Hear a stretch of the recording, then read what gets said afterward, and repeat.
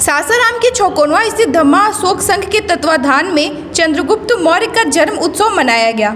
इस अवसर पर वहां मौजूद लोगों ने चंद्रगुप्त मौर्य को पुष्पांजलि अर्पित करके उनकी वीर गाथा को प्रस्तुत किया। वहीं मुख्य अतिथि के रूप में पहुंचे डॉक्टर विलास खरा ने कहा कि अखंड भारत के निर्माता चंद्रगुप्त मौर्य ने जो देश के लिए किया वह ऐतिहासिक रहा। आज ज़रूरत है अपने नई पीढ़ी को इनका इतिहास बताने की। साथ ही उन्होंने कहा कि चंद्रगुप्त मौर्य को इतिहास को बदलकर चंद्रगुप्त मौर्य के इतिहास को मिटाने का प्रयास किया जा रहा है। छौकोनवा में अखंड भारत निर्माता चक्रवर्ती सम्राट चंद्रगुप्त मौर्य का जन्मोत्सव मनाया जा रहा है, क्या कहना चाहिए?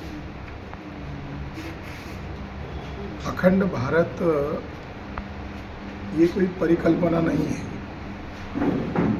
सम्राट अशोक के अभिलेख इसके साक्ष्य है कि अफगानिस्तान की सीमा तक, बांग्लादेश से लेकर अफगानिस्तान की सीमा तक भारत अखंड भारत था। अब वो सवाल है कि उसको खंड खंड में किसने तोड़ा। चंद्रगुप्त मौर्य का इतिहास हो या सम्राट अशोक मौर्य का इतिहास हो, ये केवल मौर्य या शाक्य, कुशवा इन लोगों तक सीमित नहीं है। भारत के तमाम बहुजन लोगों के ये महापुरुष हैं। तो हम और हमारे साथी चंद्रगुप्त मौर्य हो, सम्राट अशोक हो, इनका जो याद कर रहे हैं इतिहास को, हम अपने बाप को अपना बाप कह रहे हैं, ये हमें गौरवनीय बात है। मगर इतिहास को अगर देखा जाए, भारत में झूठा इतिहास लिखा जाता है और सरकारी पाठ्य पुस्तकों में पढ़ाया जाता है। जैसे नंबर 1 का जो मौर्य महान क्यों हुए, तो चाणक्य या कौटिल्य उनके गुरु थे। तो मौर्यों का इतिहास या चंद्रगुप्त मौर्य का इतिहास पता चलता कहाँ के, उनका बर्थ डेट कौन सा है, उनका शासनकाल कौन सा है। उसी तरह चाणक्य या कौटिल्य किस जिले में पैदा हुए, कौन से शताब्दी में पैदा हुए, उनका कोई ताम्रपट या शिलालेख है क्या। अगर ये मौर्यों के गुरु होते तो इन्होंने कहीं ना कहीं उनका दर्ज करके रखा होता। बीच के पीरियड में हम लोगों ने आर्कियोलॉजिकल सर्वे ऑफ इंडिया को RTI डालकर जानकारी मांगा कि ये जो चाणक्य, कौटिल्य, इसका कोई बर्थ सर्टिफिकेट है क्या, और ये परशुराम जो है इसका भी कोई जन्म का दाखला है क्या। तो आर्कियोलॉजिकल सर्वे ऑफ इंडिया ने लिख के दिया ये दोनों काल्पनिक है। मगर ये मीडिया उसको प्रमोट नहीं कर रहा है, सोशल मीडिया उसको खूब चला है। हम लोगों ने इनाम घोषित किया था कि चाणक्य अगर कोई ऐतिहासिक है, ऐसा सप्रमाणित सिद्ध करता है, तो हम 1 करोड़ रुपए उसको इनाम देंगे।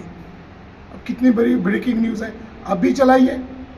मैं आपके इस चैनल के थ्रू कहना चाहता हूँ कि चाणक्य या कौटिल्य काल्पनिक है, इसके आधार और तथ्य सारे सबूत हमारे पास है।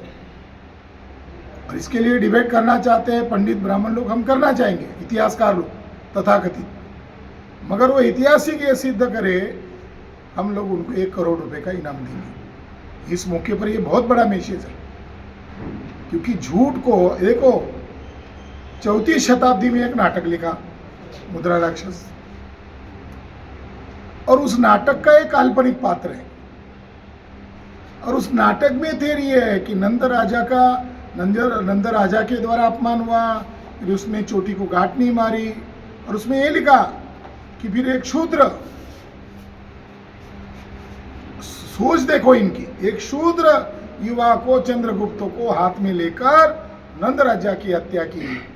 फिर कहावत बनाते हैं आज भी, नंद अंतम क्षत्रिय अंतम। नंद का अंत किसने किया? मौर्य ने किया। इतिहास में नंद और मौर्य का कोई झगड़ा नहीं है। ये मिथ्या बातें, काल्पनिक बातें हैं और बहुत सारी विवादित बातें हैं, उसको बाहर लाना जरूरी है। इस मौके पर हम हमारे समाज को जागरूक कर रहे हैं और वैचारिक प्रबोधन कर रहे हैं। क्या नाम हुआ सर? मेरा नाम डॉक्टर विलास खरा, from Delhi, Buddhist international network. आप देख रहे हैं बिहार 24 न्यूज।